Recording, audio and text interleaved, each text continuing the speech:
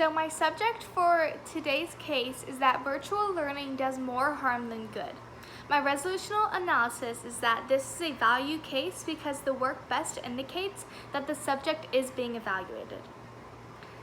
For my observation number 1, moving on to some definitions, I wanted to define virtual learning, and a virtual learning environment in educational technology is a web-based platform for the digital aspects of courses of study, usually within educational institutions.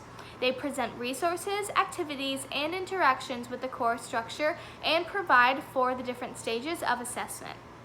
Next, I want to talk about my observation number 2, which is value and criterion. So my value for this case is going to be education and well-being of an individual, and my criterion, or the definition of my value. So education is the process of receiving or giving systematic instruction, especially at a school or university. And well-being is the state of being comfortable, healthy, or happy. Moving on to my observation number 3, which are my contentions. So contention number 1 is that there are too many distractions with online learning. With the era of technology that we are in, it is unrealistic to expect students not to want to do other things while they're supposed to be doing online work. For example, an article from Useneon.com says the infinite number of distractions found on the internet are sure to take away from online education too. While each student is different, some more disciplined than others, the fact is every student will be tempted to at least scroll through Facebook for a couple minutes, watch a quick YouTube video, or see what friends are up to on Instagram. Connecting this back to my value of education and well-being, obviously our education is being jeopardized with online learning and all the distractions that come with it. Additionally, if you get distracted, miss assignments, etc., your well-being will decrease, as you might feel bad about yourself for doing so. This is important because, of course, knowledge is power. The less educated people we have as a society, the worse it is for all of us. Our well-being, I believe, is a little contagious. See, the pandemic that we're in right now is a great example. Everyone's well-being, I feel, is a little bit off because as a society, we are all a little bit off of our game.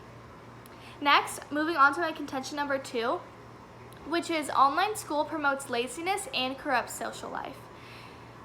So there is no encouragement to get outside nor to communicate with others, just as all human beings should.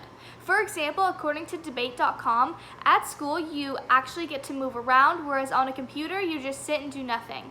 Additionally, it says, when an actual lectured course is taken, there is a higher chance of joining a study group with classmates and to visit professors during office hours. Connecting this back to my value, we can see how this connects to our well-being, as less time outside or without making human contact with members outside of our family can be very detrimental. Additionally, the fact that you are more likely to join a study group when in an actual course proves that our education is at risk with virtual learning. This is important because the less we are outside, the less healthy we are, which means death rates go up.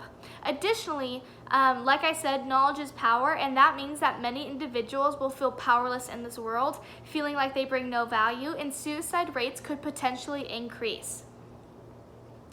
Moving on to my contention number 3 is that students simply do not do as well with online school.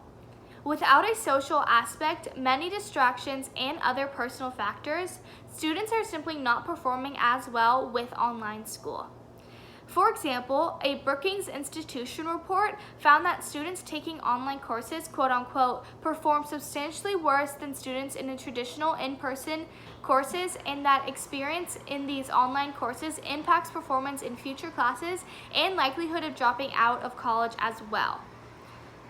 Connecting this back to well-being, people often get upset with themselves when they don't make as good of grades, which can overall decrease an individual's well-being. As for education, it is clearly being put in jeopardy when they perform, quote-unquote, substantially worse than compared to students in a traditional classroom.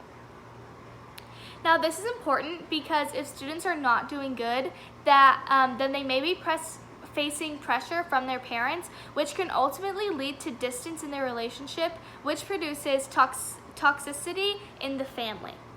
Additionally, with people doing worse in online classes, it means that they are not learning as much, obviously. And this can lead to uneducated people making bad decisions, which could end up hurting them quite badly in the end. Now, just to wrap it all up, today I talked to you guys about how virtual learning does more harm than good. My reasons were that, one, there are too many distractions with online learning. Two, online learning promotes laziness and corrupts social life. And lastly, I talked about how students simply do not do as well with online school.